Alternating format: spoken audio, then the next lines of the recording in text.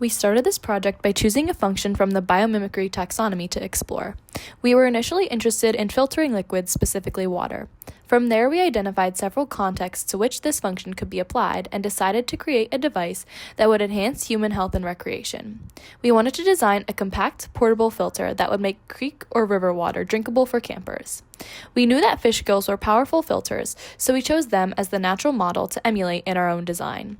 Fish gills consist of two structures which are oriented along the gill arch. The gill rakers are bony projections which trap larger debris as water flows through the fish gills. The rakers protect the more delicate gill filaments, which are on the opposite side of the gill arch and are used for gas exchange. Any debris not collected by the rakers is trapped in the fish's mucus. We replicated these features by adding 3 layers to our filter. The first layer is the gill raker layer and is composed of hard plastic protrusions positioned close together. The second layer is the filament layer and mimics the feathery structure of actual gill filaments, not for the purpose of gas exchange, but to filter out finer debris. Finally, we added a mesh layer which acts as the mucus and catches any other particles in the water that have not yet been removed. Our first prototype was made out of cardboard, glue, and string. We had 3 circular layers, with the biggest one on top and 2 smaller ones underneath that could fit inside of each other, creating a collapsible design. Each layer had a piece of cardboard that stated the material we had hoped to use in the layers. They were charcoal, mesh, and cotton balls. The layers were all attached with a string, however, we were quick to notice our flaws. If we wanted to have it filter water, we would need a design that would not have as much space between the layers, preventing water loss. In addition, we noticed that besides the layers, the design did not emulate the design of fish gills, or really any biomimetic design. Our second design had 3D printed parts that were designed by Hea and Grace. They designed 3 layers, which are now all connected. However, this design was bulky and did not collapse. It was large compared to what we were aiming for. However, this time, the layers replicated the gills more. The gill rakers were replicated using toothpicks, which would filter out larger particles and act as a comb-like structure. The filaments were made of pipe cleaners to filter out smaller particles. And finally, we added a mesh layer to filter out the smallest materials found in the water. Our third prototype came really close to what we were envisioning. We refined the design to make it collapsible with all the parts able to slide into each other for easy storage. We also added a string at the top so that the filter could be hung from a tree branch during use. And when not in use, that same string helps keep everything together.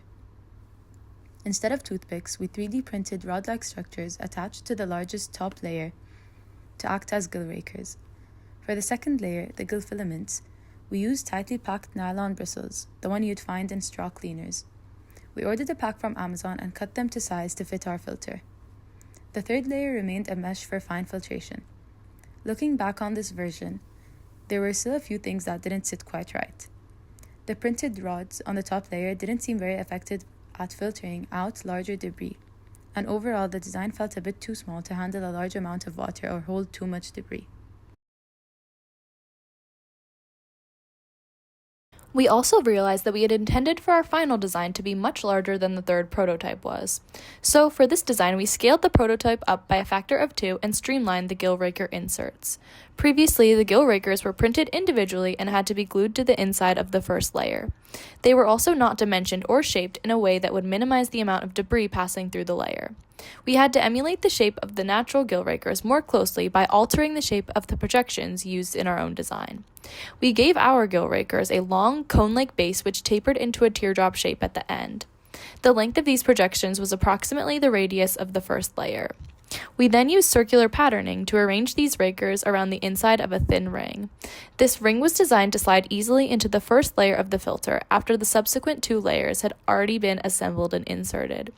This allowed the first layer of our filter to have increased structural integrity while maintaining the collapsible design we were aiming for. The second layer of our final design was very similar to that of our third prototype, with the nylon bristle filaments arranged in a more tightly packed way. The third layer and the rope attachment were produced in the same way as they had been before.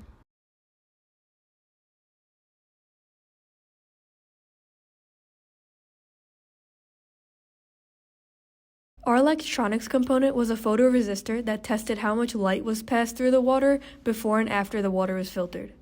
When the water is dirty and contaminated, not too much light will pass through, so the red light will be lit up. After it has been filtered, there should be more light passing through, so the light should ideally be green. If the water could still be cleaned more, the yellow light might light up. As you can see, when we tested the filter, the light was red when we shined the flashlight through the dirty water, indicating that it was contaminated. After the water went through the filter, it looked cleaner, and when we shined a flashlight through it, the photoresistor detected more light, and the green light on the Arduino turned on, indicating it received more light than it did before. Our filter was successful.